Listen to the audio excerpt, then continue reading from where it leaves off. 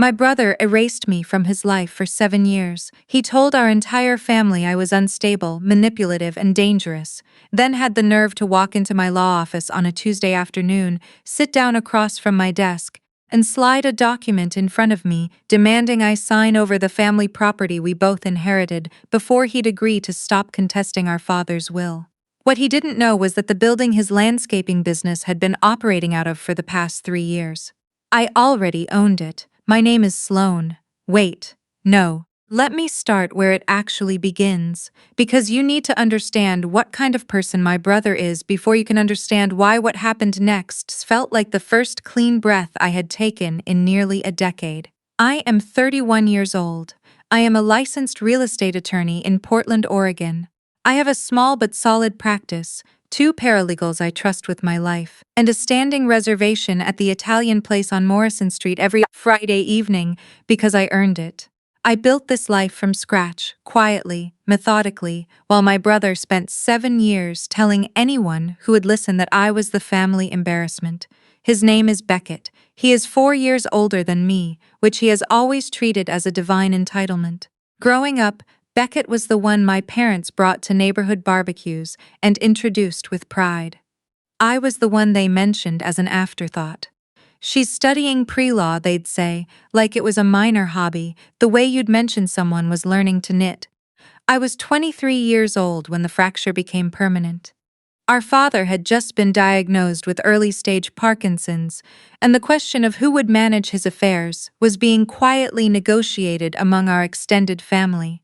I was the one with the legal background, even then just finishing my 2nd year of law school, but I understood estate planning, power of attorney, the mechanics of what needed to happen. I sat down with my father privately and we talked it through. He told me he wanted me to be his primary agent. He said he trusted me to make good decisions when he couldn't. Beckett found out 2 weeks later. He did not call me. He called our mother, our aunt, our father's 2 closest friends, and by the end of that week, he had constructed a complete alternate reality in which I had manipulated our father into signing documents that benefited me financially. He said I was predatory. He used that word in a group text with our entire extended family included. I found out because our cousin sent it to me with a question mark. Our father tried to correct the record. He told Beckett directly, more than once, that I had done nothing wrong, that it had been his decision, his idea. Beckett told him he had been confused. He told our father that his judgment couldn't be trusted anymore because of the diagnosis. He used our father's illness as a weapon to discredit him, and then he used that manufactured discrediting to position himself as the reasonable, protective son. I was cut out. Not formally, not with any kind of confrontation I could respond to. Just slowly excluded. Family dinners I wasn't told about. A Christmas gathering that somehow happened without my invitation. My mother, who had never been a woman with strong opinions of her own, followed my brother's lead the way she always had, because it was easier than having a difficult conversation. I called her for 4 months straight before I stopped trying. The only person who kept calling me was my father. Right up until he passed 3 years ago, we talked every Sunday morning. He told me he was proud of me. He told me he was sorry. I told him he didn't owe me an apology, which was true, and I meant it, even though it cost something to say it.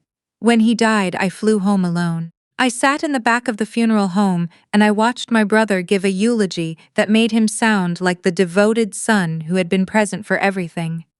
I did not make a scene. I spoke to my father quietly before they closed the casket, and then I flew back to Portland. The will named both of us equally as beneficiaries.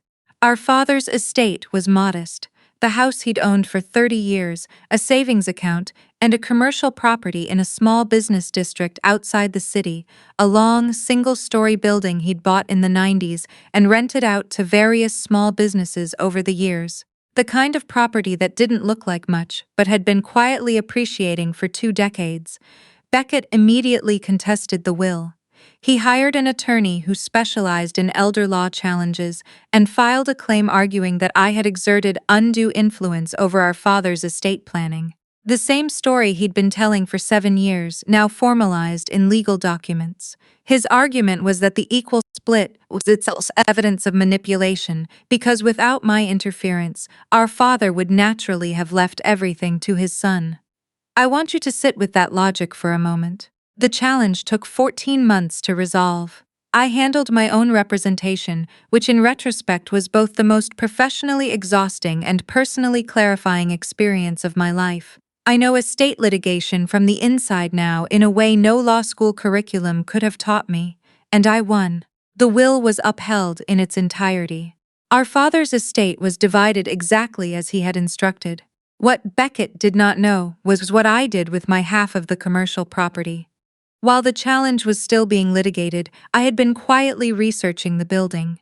Our father had kept it on short-term leases for years, partially because he never wanted the administrative burden of long-term contracts, partially because the tenants changed frequently and he preferred flexibility. The building was currently occupied by 3 businesses: a small print shop, a tax preparation office, and my brother's landscaping company, which had moved in 4 years earlier and had been operating month to month ever since.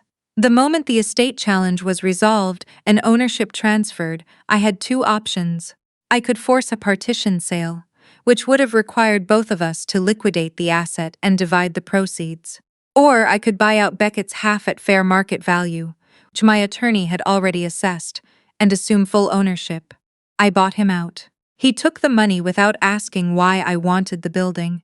I think he assumed I was going to sell it immediately and pocket the profit, because that's what he would have done.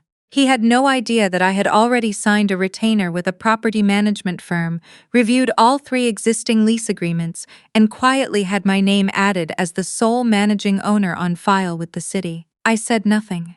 I went back to Portland. I went back to my office, my Friday evenings on Morrison Street, my Sunday mornings with a cup of coffee, and the kind of quiet that used to feel like loneliness, but had slowly become something I recognized as peace. 7 months later, on a Tuesday in October, my assistant knocked on my office door at 2 in the afternoon and told me my brother was in the waiting room. I had not spoken to Beckett in over 2 years. He had not called me after the litigation concluded.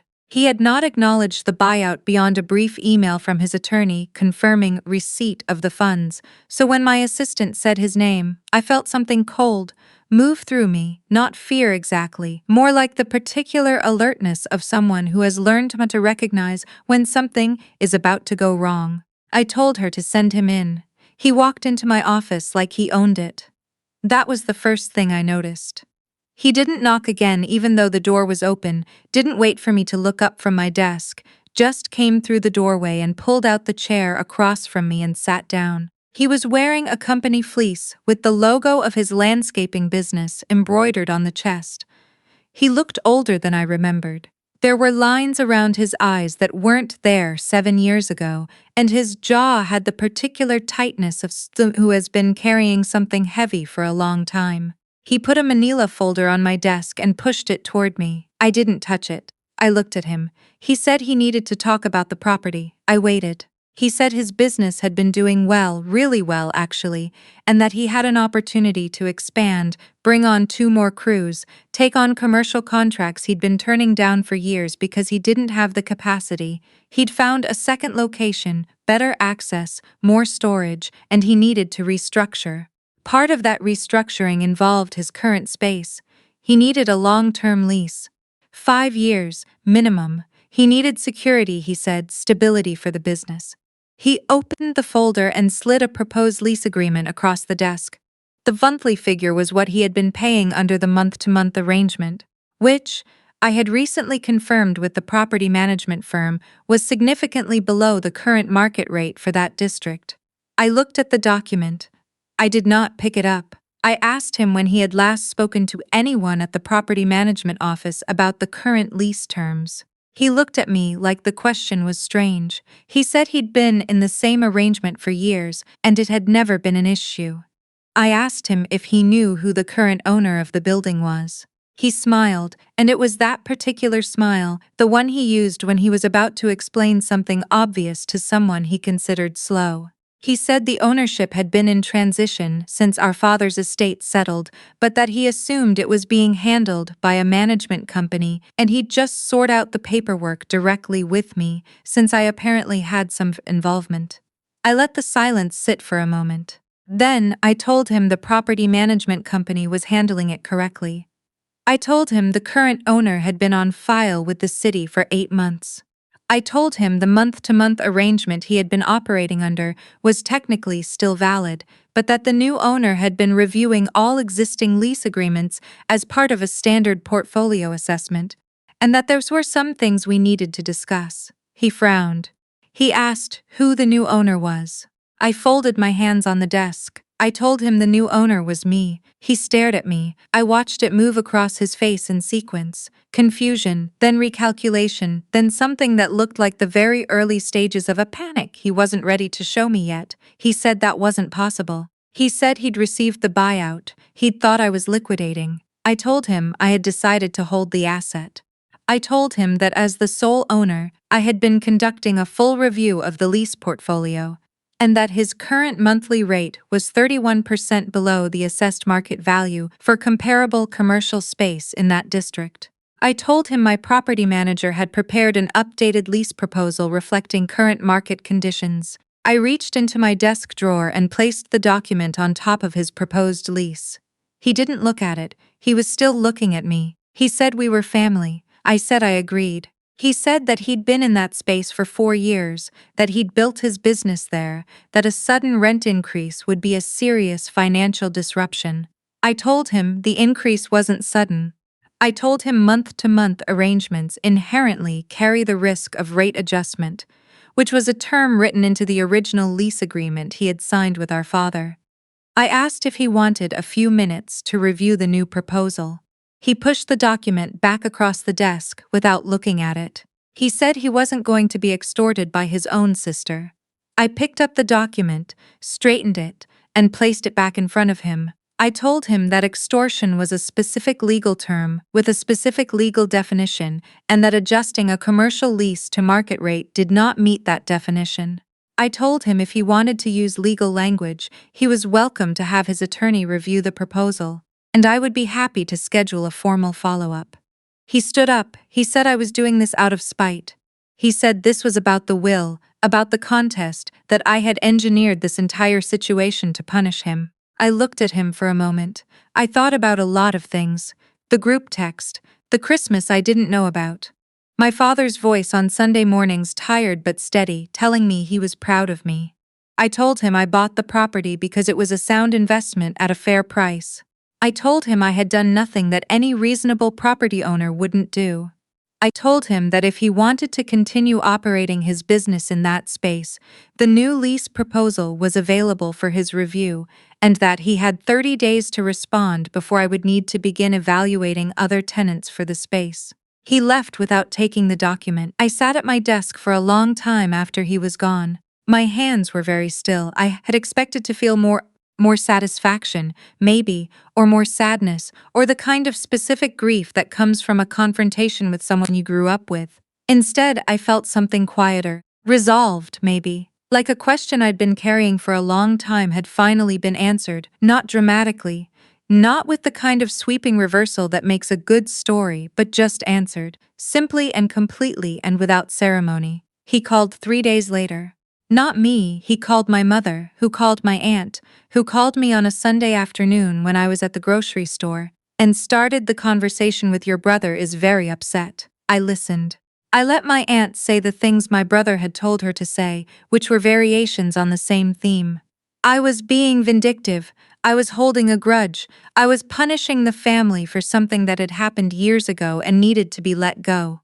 I told my aunt that I had made a legal and financially sound decision to buy a commercial property, and that I was managing it the way any responsible property owner would. I told her I didn't have a grudge.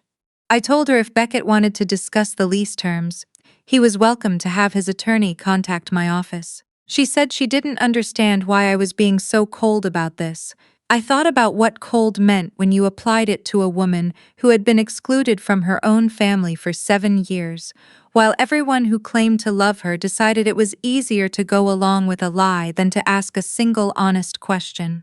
I told my aunt I hoped she had a good rest of her Sunday. 2 weeks later, Beckett's attorney contacted my office. There was a counter-proposal. It was closer to market rate than his original number, not quite there, but moving in the right direction. There were 2 rounds of negotiation over the following month, conducted entirely through attorneys, which was, I'll be honest, a relief. I did not want to sit across from my brother again, not yet, maybe not for a long time. We settled on a 3-year lease at a rate that was fair to both parties, with a standard annual escalation clause. He signed, I signed, the property management company filed the paperwork. I do not think my brother has forgiven me. I am not sure what he thinks he's forgiving me for, exactly, but I know he hasn't done it. My mother called me on my birthday for the first time in 4 years, which was something. We talked for 11 minutes about nothing in particular, and before she hung up she said she thought it was good that things were getting sorted out. I said I thought so too. My father's name is on a small plaque outside the building now. I had it installed a few months after the lease was finalized. His full name, the years he lived, and a single line: built with patience, left with love. The print shop owner noticed it one morning and sent me a card. She said she'd rented from my father for 11 years and that he was one of the kindest landlords she'd ever had. She said she was glad the building stayed in the family. I read that card 3 times. I kept it in the top drawer of my desk. I am not going to tell you that what happened with my brother was justice, exactly, or that it gave me the closure people talk about like it's a door you can finally close and walk away from. It wasn't like that. There was no single moment where everything shifted and I felt the weight of 7 years lift cleanly off my shoulders. It was smaller than that, more gradual. A series of very ordinary moments where I made reasonable decisions that happened to put me in a position of authority, and then I used that authority the way any reasonable person would, calmly, legally, without cruelty. If you have ever been the one in your family that everyone decided it was safe to blame, you know that the hardest part is not the exclusion. The exclusion is almost simple, in its way. The hardest part is what happens inside you, the voice that asks, for years, whether they might have been right, whether you really were too much, too difficult, too something, whether the story they told about you was the true one. Building my own life didn't silence that voice immediately, but it gave me evidence. Every case I won, every lease I signed, every Sunday morning I spent in quiet and chose not to spend waiting for a phone that wasn't going to ring, all of it was evidence, and eventually the evidence was stronger than the story. My father knew who I was. He told me every Sunday until he couldn't anymore. I carried that for a long time before I understood that I didn't have to carry it. It was already built into me. It was already there. If you've spent years trying to prove something to people who decided their mind before you had a chance to speak, I want you to know that you are allowed to stop. You are allowed to build something that has nothing to do with convincing them. You are allowed to own the building. You are allowed to set the terms. Drop a comment if you've ever had to walk away from someone who was supposed to be family. And if this story found you at the right moment, subscribe. I put out new stories every week, and every single one of them is about the kind of restoration that nobody talks about. The quiet kind, the kind you build yourself, one honest decision at a time.